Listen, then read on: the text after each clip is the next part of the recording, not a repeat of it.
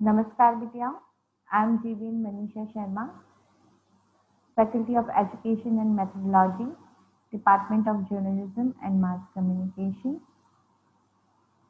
Today, I will discuss about the art of pacing.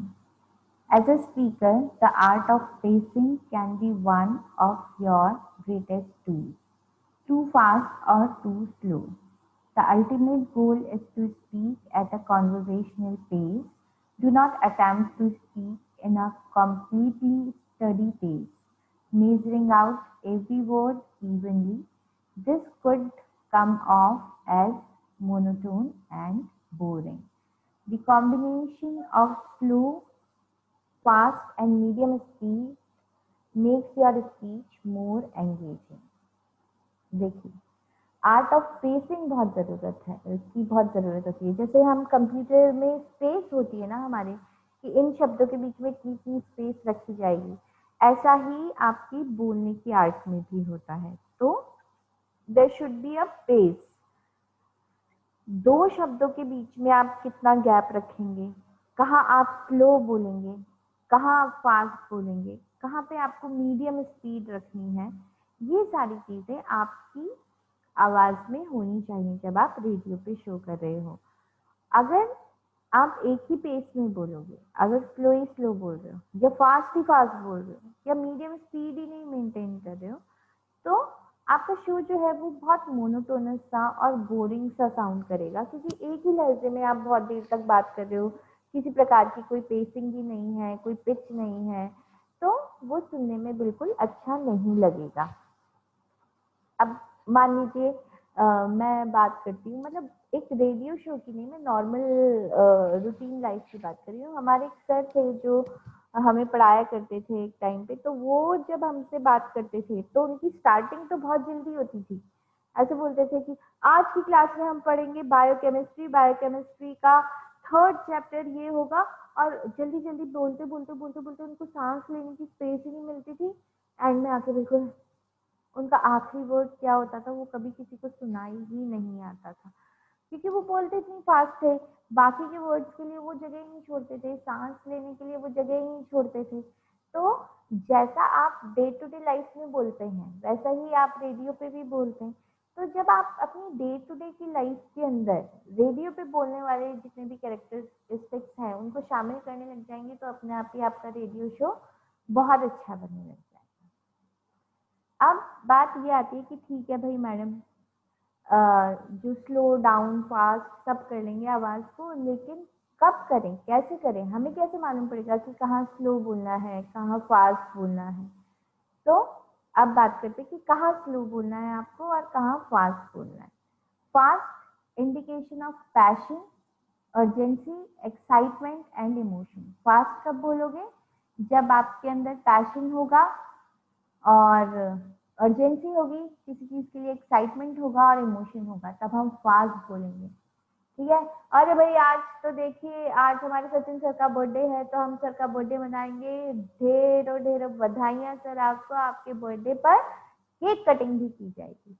अब ये छोटा सा अनाउंसमेंट जो है वो फास्ट कर दिया, क्योंकि एक खुशी की बात है।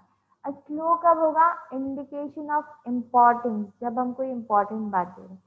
जैसे कि इम्पॉर्टेंट बात ये है कि जेवी जेवी कैंपस में जो है एग्जामिनेशन स्टार्ट होने वाले हैं, और एग्जामिनेशन की डेट जो है वो ये डिसाइड की गई।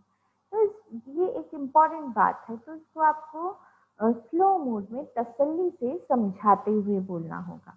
अगर कोई सैडनेस, कोई सैड न्यूज़ है, कोई कंफ्यूजन है, कोई सीरियस पॉइंट है, इंट्रोडक्शन ऑफ न्यू आइडियाज हैं, तो वो आपको स्लो मोड में बोलने होंगे।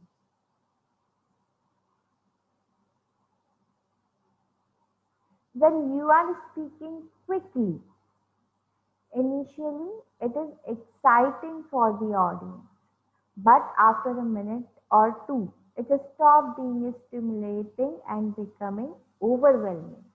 देखिए क्या होता है, जब आप बहुत ही स्पीड से किसी चीज़ को बोल रहे होते हैं, बहुत क्विकली किसी चीज़ को डिलीवर कर रहे हैं, तो वो एक टाइम तक तो अच्छा लगता है, लेकिन उसके बाद क्या होता है कि एक एक दो मिनट के बाद जो आपका लिसनर है वो आपको सुनना बंद कर देता है। क्यों सुनना बंद कर देता है? क्योंकि वो बोर हो गया उस चीज से। तो up and down should be there. फिर when you are speaking slowly, it can grab the attention of the audience and help them process every word. But an entire talk at a slow pace will bore your audience. While waiting for you to get to the point, they will lose interest. जब आप जिस चीज को धीमे बोलते हैं तो लोग क्या है उसको सुनते हैं, क्योंकि हर शब्द का जादू जो है वो दिमाग में जा रहा होता है। लेकिन अगर पूरा शो ही जो है आपका स्लो पेस में होगा तो ऑडियंस आपकी बोर होने लगेगी और उनका इंटरेस्ट भी आपके शो से खत्म होने लगेगा।